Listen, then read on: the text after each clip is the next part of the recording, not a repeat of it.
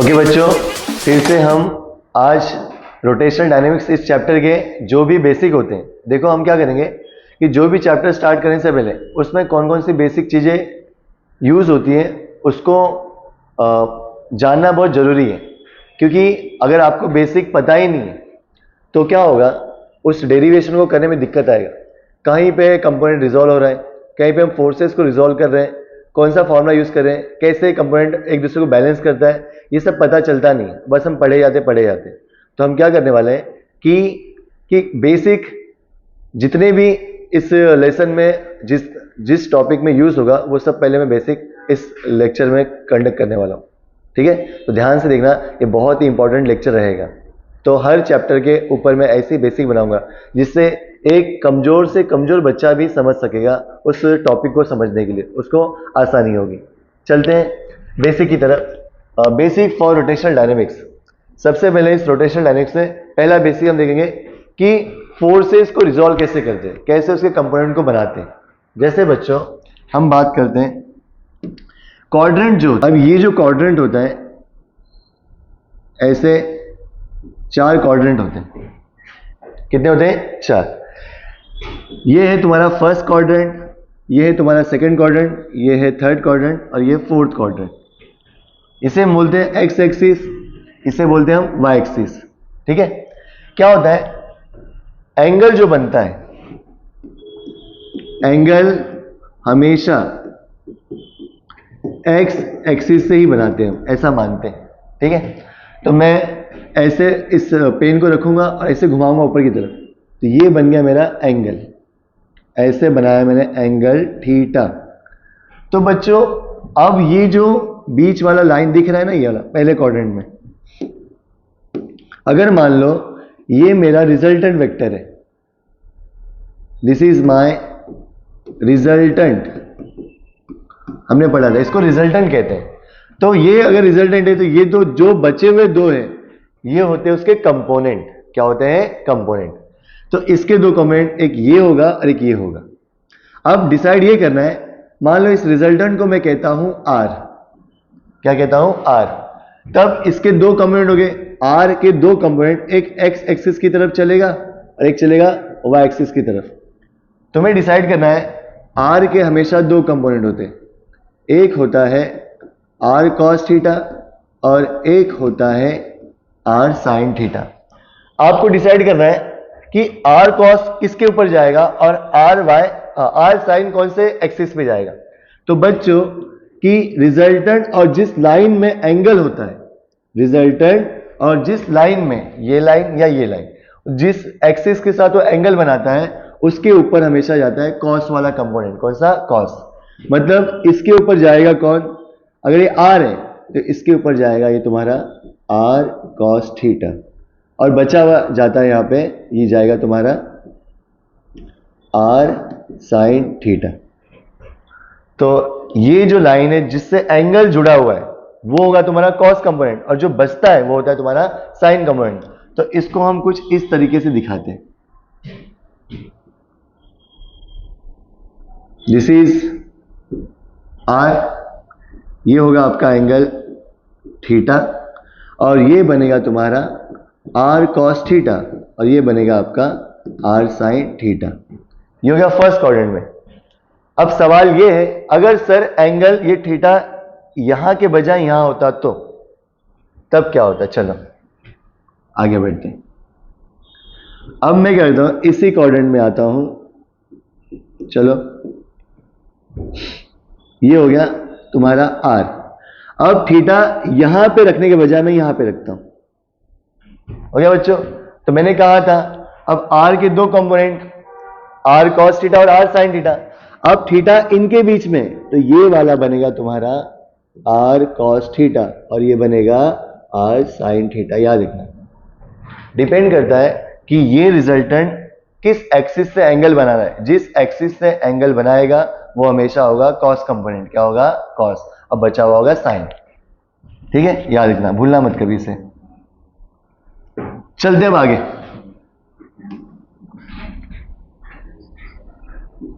चलो, अब अगर तुम्हें डिसाइड करना है कि मेरा रिजल्टेंट कौन से क्वाड्रेंट में बैठ रहा है, यहां पे हो सकता है, यहां पे हो सकता है, यहां पे हो सकता है और यहां पे हो सकता है। तो जब आप भी टॉपिक पढ़ोगे तो डिसाइड करना कि तुम्हारा रिजल्टेंट किस डायरेक्शन में, इस फर्स्ट क्वाड्रेंट में बैठ रहा है, सेकंड में बैठ रहा है, थर्ड में, फोर्थ में, इसके अलावा कहीं नहीं, इसी में घूमते रहेगा वो। मान लो बच्चों अगर थीटा यहां पर है और ये रिजल्टेंट है, तो बताओ ये दो की वैल्यू बताओ, ये और ये। अब तो समझ में आ गया होगा भाई, आर के तो दो कंपोनेंट होंगे, आर कॉस और आर साइन। एक होगा आपका आर कॉस थीटा और एक होगा आर साइन थीटा। चलो बताओ इसमें यहां पे कौन आएगा, जल्दी कमेंट करो। थीटा इसके साथ है, थीटा जिसके साथ होता है वो कौन होता है, आर कॉस थीटा। तो यहां पे आएगा आर कॉस थीटा, यहां पे आएगा बच्चों आर साइन थीटा। चलो आर के बजाय मैं यहां पे ले लेता हूं एन, क्या लेता हूं एन। अब मैं यहां पे थीटा मार देता हूं थीटा। चलो बताओ अब ये दो वैल्यू क्या बनेगा, इसको मैं हटा देता हूं। ओके चलो बच्चों अब रिजल्टेंट कौन है एन। तो बताओ एन कॉस कहां जाएगा, इस वाई एक्सिस पे कि एक्स एक्सिस पे। अब वो वाई नहीं रहा, बस हम एंगल एक्सिस मान के चलेंगे। एन इसके साथ है तो ये बनेगा एन कॉस थीटा, ये बनेगा एन साइन थीटा। ठीक है अब मैं चलता हूं इस क्वाड्रेंट में। चलो ये देखो यहां पे मैं रिजल्टेंट मारता हूं, ये हो गया आपका रिजल्टेंट। अब थीटा बच्चों ऊपर है, देखो ऊपर। अब ये यूज होगा एक डेरिवेशन में जो हम पढ़ेंगे इस लेसन में, देखो कैसे। अब तुम्हें समझ गया होगा कि रिजोल्व कैसे किया जाता है। बच्चों ये तुम्हारा एन है, थीटा इसके साथ है तो ये बनेगा तुम्हारा एन कॉस थीटा, तो बचा हुआ क्या होगा एन साइन थीटा। समझ गए। अगर मान लो अब ये यहां पर है, ये यहां पे आ गया, मान लो रिजल्टेंट यहां पे एन है और बच्चों ये थीटा है, तो बताओ दोनों कंपोनेंट कौन से बनेंगे। थीटा जिसके साथ है उसके साथ कौन जाएगा कॉस, तो बनेगा एन कॉस थीटा और ये बनेगा एन साइन थीटा। क्लियर हो रहा है। आई होप कि तुम्हें समझा होगा कि एन कॉस और साइन कंपोनेंट कैसे बांटा जाता है। कॉस उसके साथ बांटा जाता है जिसके साथ क्या बनाता है रिजल्टेंट एंगल। ठीक है तो ये था कि कंपोनेंट कैसे निकालते हैं और कैसे कॉस और साइन दिया जाता है। ठीक है अब मैं तुम्हें एक होमवर्क दूंगा। ठीक है होमवर्क में क्या रहेगा, चलो होमवर्क में देखो आपको बताना है।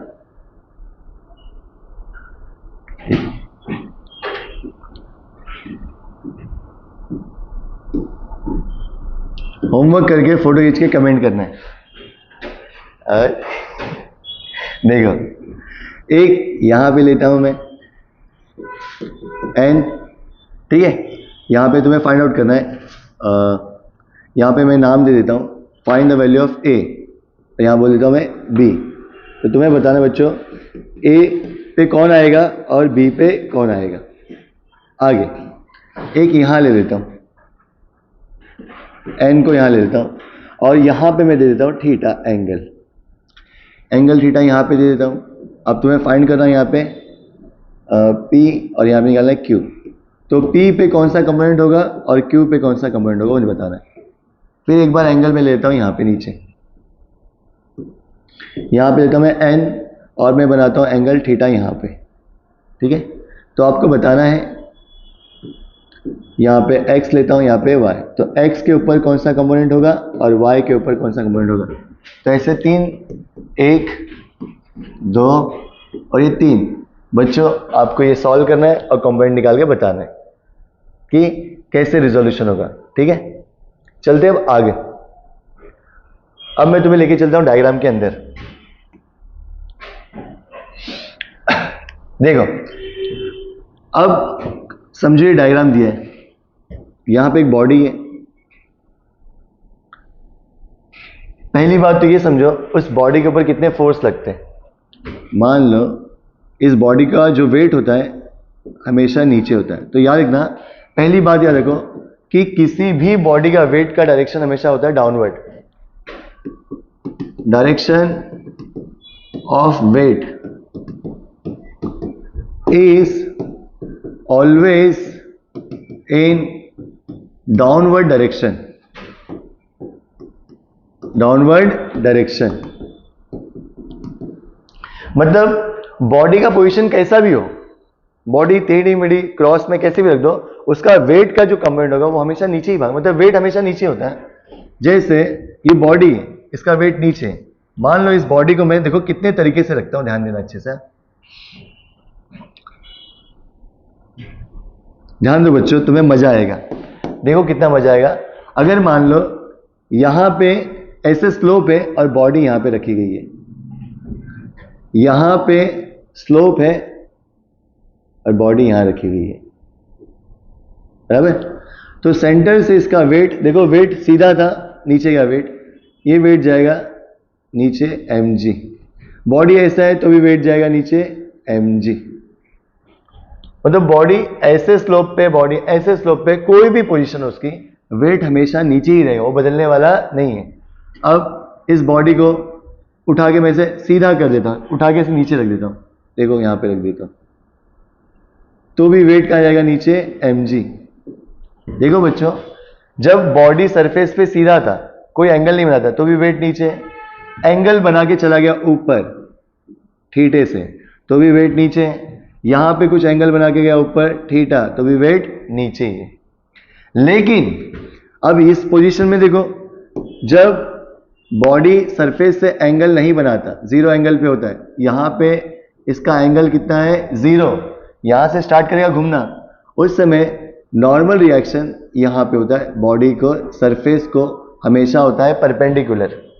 तो बॉडी के सरफेस को नॉर्मल रिएक्शन हमेशा होता है परपेंडिकुलर। तो कि सर हमेशा नॉर्मल रिएक्शन वेट को बैलेंस करेगा, इस केस में क्या हो रहा है, ये और ये देखो दोनों एक ही लाइन में है और एक ऊपर एक नीचे है, तो ये दोनों क्या करते हैं, इक्वल माने जाते हैं। तो मैं यहां पे लिखता हूं n इक्वल टू mg। हमेशा n mg के बराबर होगा क्या, नहीं, n हमेशा mg को इक्वल होगा जरूरी नहीं है, डिपेंड करता है किस पोजीशन में बॉडी को रखा गया है। अब ये n इक्वल टू mg है, देखते n और mg हमेशा बराबर आते क्या, देखते, चेक करते, साइड में इसको रखते हैं। अगर मैं बॉडी को अलग अलग एंगल से घुमाता हूं, ये बॉडी पहले ऐसी थी, अब मैं इस बॉडी को घुमा के ऐसे शिफ्ट कर दिया, शिफ्ट कर दिया मतलब ये बॉडी ऐसे आ गई। देखो वेट बच्चों नीचे ही जाएगा, देखो गया नीचे, लेकिन नॉर्मल रिएक्शन देखो, पहला पॉइंट है। दूसरा पॉइंट ये है, नॉर्मल रिएक्शन मतलब क्या होता है बच्चों, n is always perpendicular to the surface.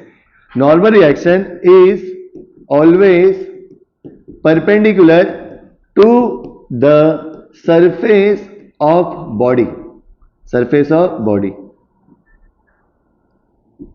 चलो, मतलब कि अगर मैं कहूं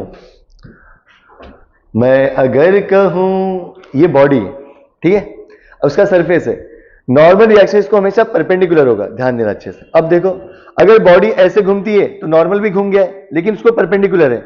ऐसे हो गई बॉडी तो भी नॉर्मल हमेशा क्या होगा, बॉडी के हिसाब से अपने आप को शिफ्ट करते रहेगा, लेकिन वो सरफेस को हमेशा परपेंडिकुलर होगा। और देखते हैं, अब देखो नॉर्मल रिएक्शन, बॉडी ऐसे था, ये नॉर्मल रिएक्शन परपेंडिकुलर है, अब बॉडी घूम गई तो भी नॉर्मल ऐसे आएगा, उसको क्या होगा, परपेंडिकुलर होगा। अब बॉडी पूरी घुमा देता हूं मैं, देखो यहां पे नॉर्मल आ गया, सरफेस को परपेंडिकुलर। लेकिन बच्चों ध्यान देना, बेचारा जो वेट था उसको ये धोखा देके चला गया। पहले तो उसके प्यार में पड़ा था, दोनों साथ में थे, अब क्या हो रहा है, बेचारा वो उसे छोड़ के चला गया, देखो अलग हो गया। लेकिन बेचारा जो वेट है ना, वो अपने नेचर को नहीं खोया, वो बना रहा कि मैं वैसे ही रहूंगा, लेकिन नॉर्मल रिएक्शन धोखेबाज निकला। देखो बेचारा वेट वहीं का वहीं लटका रह गया, और ये भाई अलग अलग डायरेक्शन में घूमते गए। लुक गाइस, कि नॉर्मल रिएक्शन में वेट में एंगल कितना है, यहां पे जीरो है, क्या है, जीरो। अब यहां पे एंगल बन रहा है, पहले यहां पे था ना, ये घूम गया, देखो इतना एंगल बना। अब कितना एंगल बना, पहले सीधा था, अब यहां पे आ गया, देखो 90 बन गया। मतलब normal reaction weight, normal reaction weight, normal reaction weight हमेशा एक दूसरे को एक ही लाइन में रहेंगे जरूरी नहीं है, हमेशा इक्वल नहीं होंगे। अब ये वेट को बैलेंस कौन करेगा, ये जो कंपोनेंट यहां पे आएगा वो करेगा। इस वेट को बैलेंस कौन करेगा, यहां पे जो कंपोनेंट आएगा वो करेगा। इसका मतलब अगर मेरा बॉडी चेंज होता है तो ये जो नॉर्मल है ऐसे शिफ्ट होगा, हो गया शिफ्ट बॉडी को परपेंडिकुलर। अब बच्चों बताओ, जो मैंने तुम्हें सिखाया कंपोनेंट वाला कैसे डिवाइड करते हैं, मुझे बताना ये वाला जो हिस्सा है इस क्वाड्रेंट में कहां पे बैठेगा वो, ध्यान देना इसको। फर्स्ट, सेकेंड, थर्ड की फोर्थ, ये वाला किसमें बैठ रहा है, हाथ ऊपर करो एक एक करके, किसमें है अष्टमा, सेकेंड में। शाबाश, उस लड़की ने आंसर दिया कि ये सोचो एक 10वीं की बच्ची आंसर दे रही 10th स्टैंडर्ड की, कि उसको समझ में आ गया कंपोनेंट कहां पे बैठ रहा है। मतलब बेसिक इतना जरूरी है कि 12th के कॉन्सेप्ट को 10th वाली लड़की समझ गई। तो ये जब ये तुम्हें आना स्टार्ट हो जाएगा, मैं बोलता हूं तुमको फिजिक्स सबसे इजी लगेगा, और सारे एंट्रेंस में बेसिक ही लगता है। अब ये किसमें बैठ रहा है बच्चों, सेकंड में बैठ रहा है, मैंने पढ़ाया था ना सेकंड में, देखो यहां पे बैठ रहा है, वाह शाबाश। अब डिपेंड करता है सर एंगल ऊपर में कि नीचे में, एंगल ऊपर मारना है या नीचे मारना है वो डिसाइड करेगा तुम कैसे घूम रहे हो। ऐसे नीचे से ऊपर गए, देखो दो होता है, एक होता है एंटी क्लॉकवाइज घड़ी के उल्टी दिशा में, और एक होता है क्लॉकवाइज। पर बच्चों हमने ऐसे घूमे, हमारा घुमाव जो है वो ऐसा है, ये है घड़ी के उल्टी दिशा में, तो एंगल ऐसे बन रहा है, तो यहां पे एंगल बनेगा हमारा थीटा। तो जितने एंगल से ये घुमा उतने एंगल से, देखो पहले सीधे था, उतने एंगल से भी घूमेगा ना, तो सीधा वाला जो था उसको निकाल दो यहां पे पहले ही, मतलब पहले से यहां पे कोई मौजूद था, वो कौन था, एन, लेकिन अब यहां पे ये घूम गया है, अब ये एंगल बनेगा यहां पे, क्या बनेगा, एंगल थीटा। अब मुझे बताओ ये एन के दो बेटे, एक ऊपर और एक साइड में, बताओ कॉस कहां आएगा, ऊपर के नीचे, ऊपर वाला, क्योंकि एंगल इसके साथ चिपका है, तो ये आएगा तुम्हारा एन कॉस थीटा, और ये आएगा तुम्हारा बच्चों एन साइन थीटा, नीचे कौन है, एम जी। अब ये है तुम्हारा एक डायग्राम 12th स्टैंडर्ड का, बैंकिंग ऑफ रोड का टॉपिक का, तब जाके तुमको इसके डेरिवेशन समझने में बहुत आसानी होगी। तो समझ में आया बच्चों कि कैसे हम कंपोनेंट को रिजॉल्व करते हैं, कि एन हमेशा एम जी को इक्वल होगा जरूरी नहीं है, एक बात तुम्हें समझ में आए। वेट का डायरेक्शन हमेशा कहां होता है, नीचे की तरफ। नॉर्मल रिएक्शन हमेशा सरफेस को कैसा होता है, परपेंडिकुलर। ये सब क्वेश्चन बोर्ड में एमसीक्यूज के तौर पे पूछे जाते हैं, या फिर वाई में पूछेंगे कि नॉर्मल रिएक्शन हमेशा बॉडी सरफेस को या सरफेस ऑफ बॉडी को क्या होता है, पैरेलल, परपेंडिकुलर, क्या होता है, परपेंडिकुलर। सेकंड क्वेश्चन पूछेंगे कि वेट का डायरेक्शन अगर बॉडी की पोजीशन चेंज हो रही है, क्या लगता है वेट का डायरेक्शन चेंज होगा, नहीं, वो हमेशा कहां होगा, downward. Direction of weight is always, इसको देखिए, ऑलवेज डाउनवर्ड डायरेक्शन, अंडरस्टैंड। नहीं कोई आ गया है जिसे स्माइल आ गई है। ठीक है, तो अब चलते हैं,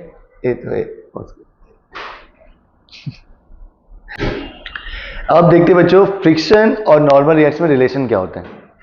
देखो मान लो यहां पे एक बॉडी है, इस बॉडी को मैं ऐसे खींच रहा हूं, मोशन दे रहा हूं, ठीक है, इस डायरेक्शन में फोर्स लगा के। तो जब मैं इसको फोर्स लगाऊंगा तो क्या होगा, मोशन का डायरेक्शन इस तरफ है, उसी तरह में क्या होता है कि इसको कोई तो अपोज करता है, और वो होता है फ्रिक्शन। जो फ्रिक्शन क्या करता है, इसको अपोजिट डायरेक्शन में क्या करता है, ढकेलने का काम करता है, नीचे से लगता है उसको फ्रिक्शन, ठीक है। अब फ्रिक्शन मोशन को अपोज करता है, तो यहां पे एक चीज तुम्हें समझ में आएगी कि direction of friction is always opposite to the motion. ये बोर्ड एग्जाम में 1 मार्क्स से पूछा था। अब देखो बच्चों, हम पढ़ रहे हैं फ्रिक्शन के बारे में, किसके बारे में, फ्रिक्शन के बारे में। सेकेंड पॉइंट, फ्रिक्शन जो होता है वो सेल्फ एडजस्टिंग होता है। Friction is self adjusting. इसका मतलब क्या है? वो खुद को एडजस्ट करना जानता है, लेकिन हमेशा फ्रिक्शन और मोशन अपोजिट ही चलेंगे। मान लो अगर, कैसे एडजस्ट करता है देखो, यहां पे एक बॉडी है, एक, दो, तीन केस है। ये फर्स्ट केस, ये सेकंड केस, और ये तुम्हारा थर्ड केस। इसमें क्या है, अगर मोशन इस तरफ है, ठीक है, तो इस तरफ होगा बच्चों फ्रिक्शन। अगर मैं इसको ऐसे ढकेल रहा हूं, फ्रिक्शन यहां पे लगेगा। अगर मैं मोशन इस तरफ शिफ्ट कर दूं, इस केस में, तो फ्रिक्शन यहां पे आ जाएगा अपोजिट। तो क्या दिख रहा है आपको? देखो, मोशन इस तरफ, फ्रिक्शन इस तरफ। यहां पे है मोशन, यहां पे है फ्रिक्शन। अब यहां पे देखो, इस केस में इस तरफ है मोशन, इस तरफ है फ्रिक्शन। इसका मतलब हमेशा मोशन और फ्रिक्शन एक दूसरे के अपोजिट ही चलते हैं। अगर मान लो इस ब्लॉक को मैं ऊपर से छोड़ दिया तो ये नीचे गिरना स्टार्ट कर देगा। ये मोशन है तो ऊपर जाता है उसका फ्रिक्शन। तो इसमें कैसे है? मोशन नीचे, फ्रिक्शन ऊपर। समझ गए होंगे? मतलब ये अपने आप को एडजस्ट करते रहता है। अगर आप ऊपर चढ़ रहे हो, पेड़ पकड़ के, ऐसे रस्सी पकड़ के ऊपर चढ़ रहे हो, तो तुम्हारा फ्रिक्शन कहां जाएगा? नीचे। आप नीचे उतर रहे हो तो फ्रिक्शन जाएगा ऊपर। आप समझो इस लेफ्ट साइड जा रहे हो तो फ्रिक्शन राइट साइड। आप राइट साइड जा रहे हो तो फ्रिक्शन लेफ्ट साइड। याद रखना। तो friction and motion are always opposite in direction. ठीक है, तो ये सब तुम्हें 1 मार्क्स में पूछा जाएगा। बेसिक बोर्ड में अक्सर ऐसे क्वेश्चंस आते हैं। अगर जिसको ये बेसिक आता है उसको एंट्रेंस भी आता है। 12th का तो आएगा ही, साथ साथ में उसका एंट्रेंस के क्वेश्चन भी वो सॉल्व कर सकता है अच्छे से। चलते हैं अब इसी के साथ साथ, फ्रिक्शन और नॉर्मल रिएक्शन में क्या रिलेशन है? आगे, रिलेशन बिटवीन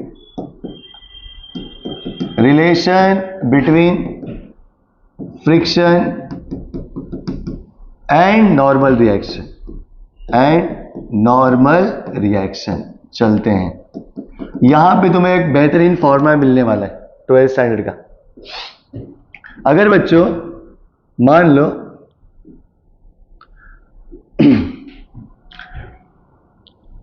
मैंने इसको ऐसे खींचा, समझो 20 न्यूटन फोर्स लगा के, और यहां कौन जाएगा? Friction force.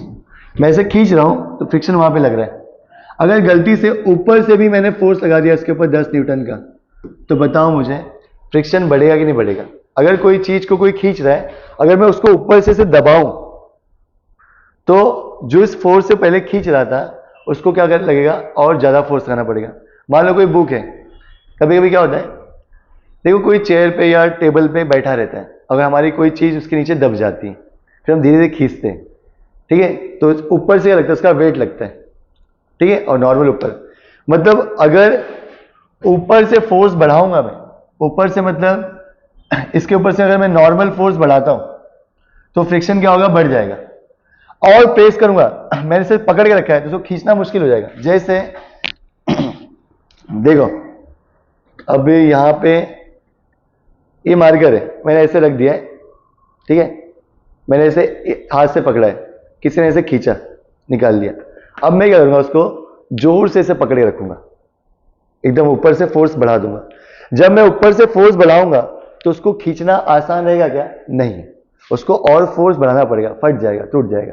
इसका मतलब अगर आप ऊपर से नॉर्मल बढ़ाते हो तो फ्रिक्शन भी क्या होता है? बढ़ जाता है। इसका मतलब फ्रिक्शन फोर्स और नॉर्मल रिएक्शन एक दूसरे को कैसे हैं? डायरेक्टली प्रोपोर्शनल है। तो यहां पे तुम्हें एक चीज समझ में आनी चाहिए कि friction force is proportional to normal reaction. याद रखना। आप जैसे फ्रिक्शन फोर्स होता है F, अगर बॉडी रेस्ट पे तो हम उसको बोलते हैं S, स्टैटिक फ्रिक्शन। अगर कोई बॉडी यहाँ पे ऐसे रखा हुआ है, बॉडी कैसे रेस्ट पर है, कैसे रेस्ट पर, तो friction is proportional to normal reaction.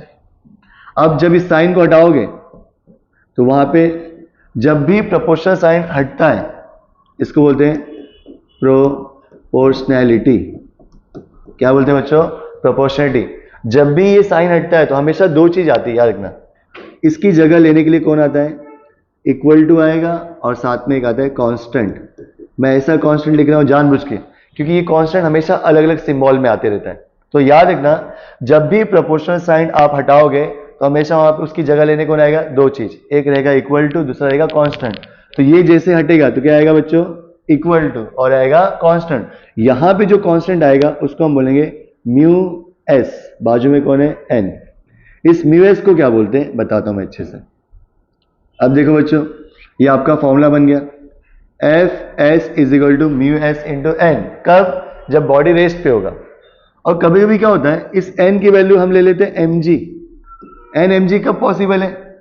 N M G कब पॉसिबल है? जब बच्चों बॉडी ऐसे होगा, जब वो सरफेस से कोई भी एंगल नहीं बनाएगा तब। मतलब तुम बेंच पे बैठे हो इस पोजीशन में, किसी ने बेंच उठा दिया तो तुम्हारा एंगल बन गया, तो तुम भागने लग जाओगे, तब तुम्हारा वेट और नॉर्मल बैलेंस नहीं होगा। लेकिन जब आप बेंच पे बैठ के पढ़ते हो, ये तुम्हारी बॉडी होगी, तुम बैठे हो, तुम्हारा वेट बेंच पे लग रहा है, बेंच में क्या दे रहा है? रिएक्शन। तुम कहीं जा रहे हो आगे पीछे नहीं, बस बैठ के ऐसा लेक्चर कर रहे हो। लेकिन गलती से किसी ने बेंच एक साइड से उठा दिया तो तुम ऐसे बैठे रहोगे क्या? नहीं, तुम भागना स्टार्ट कर दोगे। अंडरस्टैंड? तो कोई तो है तुम्हें लेके जाने लग जाता है। तो इस केस में क्या होता है? इस केस में ऊपर एन होता है, नीचे क्या होता है? M G. अगर वेट तुम्हारा एक्शन है, अगर वेट तुम्हारा एक्शन है तो एन तुम्हारा क्या है? रिएक्शन है। एन क्या है? तुम्हारा रिएक्शन है। इसी को हम बोलते हैं normal reaction. This is action, this is reaction. तो एन यहां पे किसको इक्वल हो गया? एम जी को। तो फॉर्मूला बन जाता है F S is equal to mu S, N की वैल्यू होती है बच्चों एम जी, तब जाके फॉर्मूला बनता है फ्रिक्शन फोर्स का mu S into M G. अब इसमें एक एक चीज समझ लो। एफ एस को क्या बोलते हैं? एफ एस को बोलते हैं फ्रिक्शन फोर्स। क्या बोलते हैं बच्चों? Friction force. म्यू एस को बोलते हैं कोएफिशिएंट ऑफ स्टैटिक फ्रिक्शन।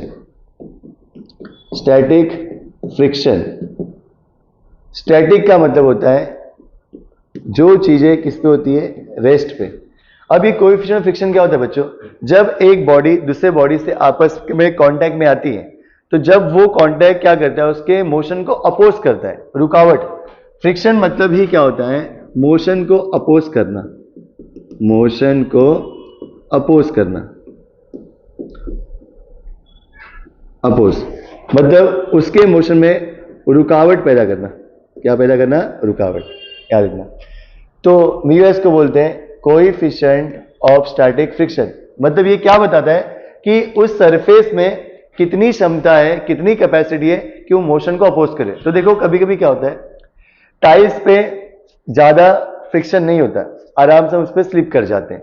डांबर के रोड पे फ्रिक्शन क्या होता है? ज्यादा। तो ये जो घर्षण होता है ना, डिपेंड करता है सरफेस कैसा है। तो सबका जो फ्रिक्शन होगा एक जैसा नहीं होगा।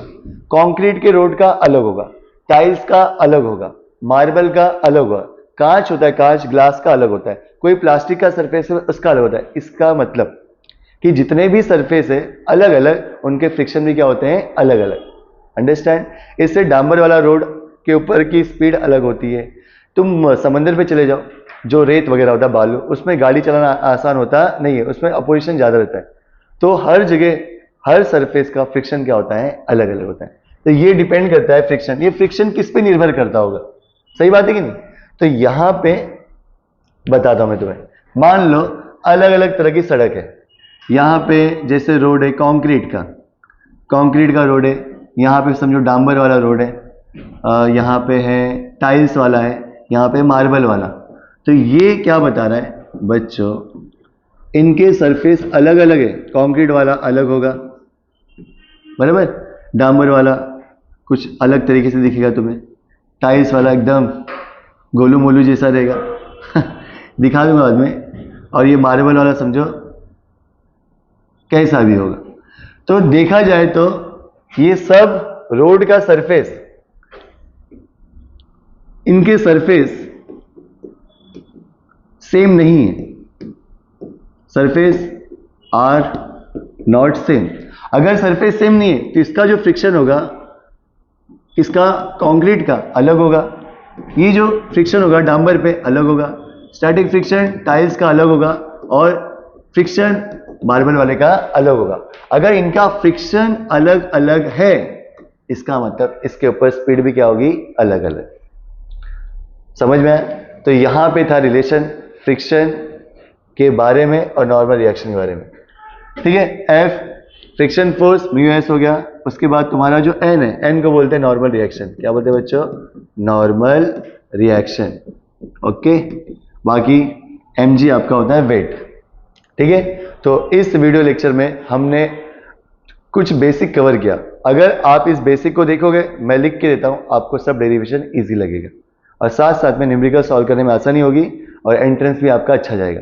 अगर आपको ये वीडियो अच्छा लगा, पसंद आया, तो अगर ऐसे हर चैप्टर के ऊपर आपको बेसिक चाहिए, हर टॉपिक के ऊपर, तो मैं इससे अच्छे अच्छे वीडियोस बनाऊंगा। आपको अगर वीडियो अच्छा लगता है तो आप इसको लाइक करो, चैनल को सब्सक्राइब करो, वीडियो को शेयर करो, ठीक है, और लोगों तक पहुंचाओ, और कमेंट करो कि आपको और भी ऐसे अच्छे अच्छे टॉपिक के ऊपर बेसिक चाहिए तो हम आपके लिए बनाएंगे। ओके, चलते हैं।